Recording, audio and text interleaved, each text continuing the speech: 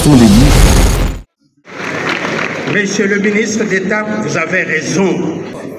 La justice, ce n'est pas la magistrature.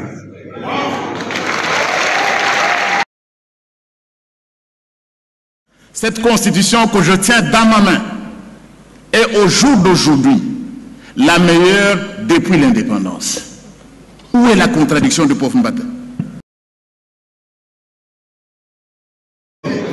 Il faut supprimer le Conseil supérieur de la magistrature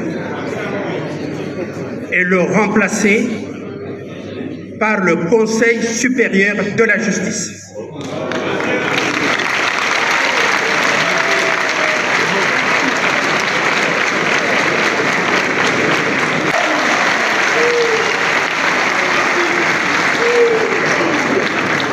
La justice, c'est une fonction régalienne de l'État congolais.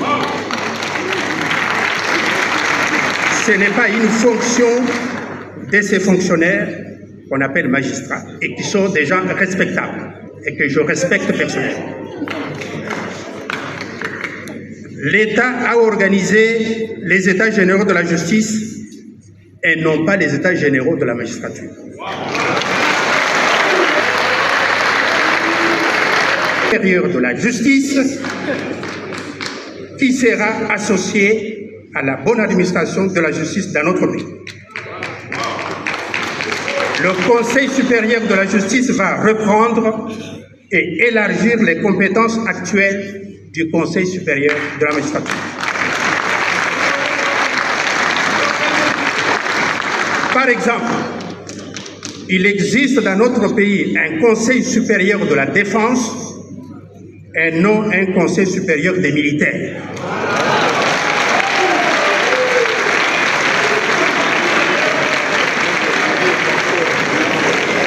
Qui traite des questions liées à la défense du pays qui est une fonction régalienne de l'État. Mesdames et messieurs, la devise de notre pays commence par justice et puis paix, travail. Nous avons un ministre de la justice et non un ministre de la magistrature. Donc,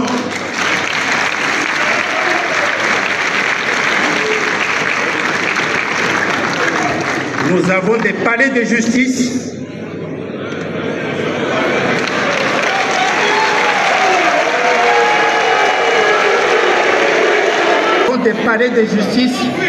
et non pas des palais de magistrature.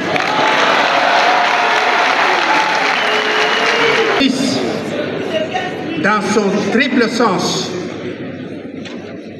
de vertu, la justice fait partie des 4 vertus cardinales, à côté des 3 vertus théologales.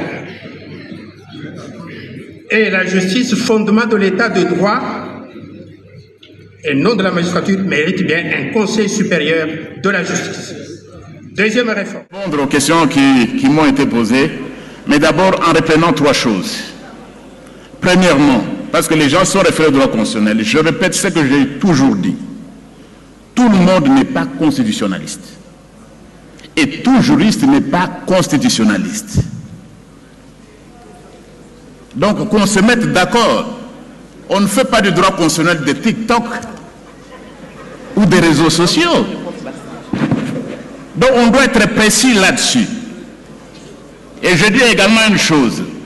Le français facile. Il y a des comparatifs quand on étudie le français pour nous autres qui étions au séminaire. Quand j'ai dit que cette constitution, j'ai vu beaucoup d'images circuler. Le pauvre Mbata. Et merci de m'avoir donné cette occasion. Comparée à la loi fondamentale, elle est meilleure. Comparée à la constitution de 64, elle est meilleure. 67, elle est meilleure. Je ne peux pas voir comment les intellectuels peuvent s'acharner, prendre les images des réseaux sociaux, voilà le pauvre Mbata. Non! Je n'ai pas dit qu'elle est intouchable. Je n'ai jamais dit ça. Et il n'y a aucune contradiction de professeurs des universités. Je m'en vais maintenant aux questions. Parce que ça, c'est une bonne occasion que vous m'avez donnée. Crispin Ngandou, meilleur que celle de 60.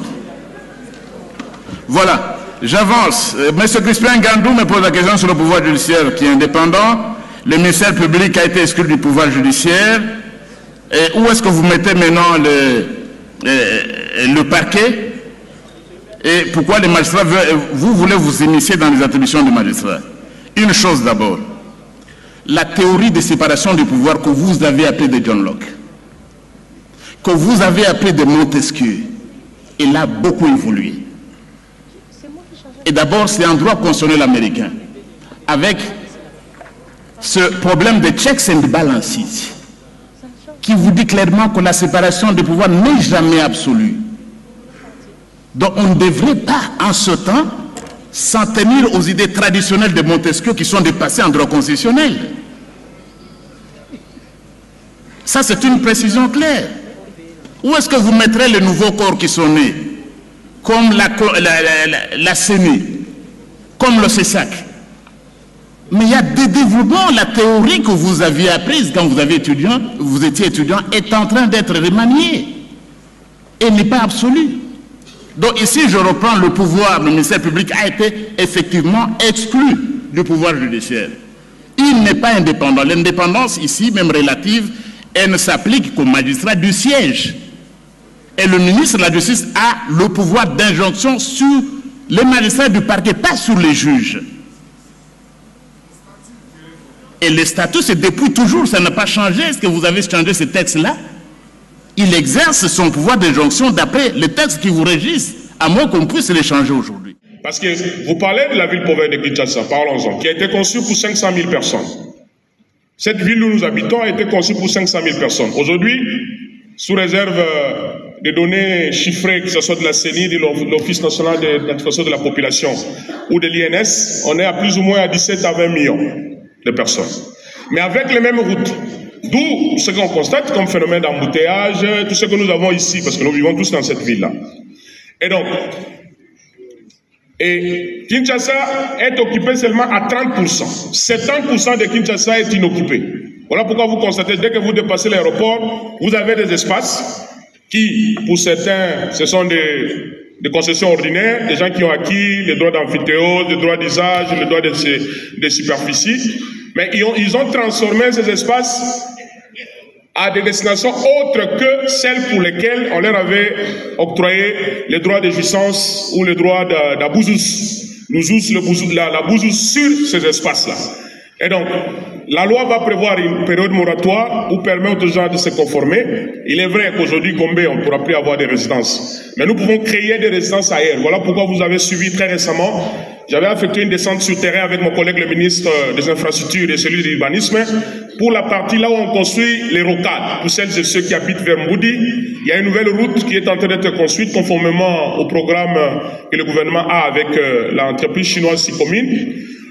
Là-bas, au moins, comme c'est des espaces verts, le gouvernement a décidé que ce soit ce qu'on appelle les espaces à occupation réglementée. Et c'est ici l'occasion de cette tribune, j'en profite pour vous informer.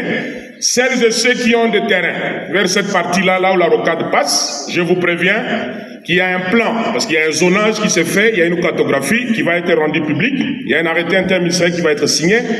Si la parcelle dont vous détenez des droits, on ne va pas, en tout cas le gouvernement n'a pas l'intention de violer lui-même la loi qu'elle a mise en place, mais on va vous demander, si dans la cartographie, là où vous avez votre terrain, ça tombe sur un lieu, par exemple, que nous avons prévu la construction d'une station d'essence, vous serez dans l'obligation de n'ériger à cet espace qu'une station d'essence. Si dans cet espace, c'était prévu un aire de repos, alors vous devez aménager ça pour que ça soit un aire de repos. Je vous préviens déjà, si vous n'avez pas de moyens, l'État va exproprier, parce qu'il y a la loi pour l'expropriation pour cause d'utilité publique. Et donc, la matérialisation du concept de l'aménagement du territoire, ça va commencer par les rocades. Mais les autres espaces, il y a toute une étude qui est déjà en cours pour intégrer les contraintes sociales. Mais soyez rassurés, Maître Oscar, que vous ne recevrez pas de consultations de personnes que nous allons violer les droits. Nous veillerons à ce que les droits des uns et des autres soient préservés parce que la Constitution le dit.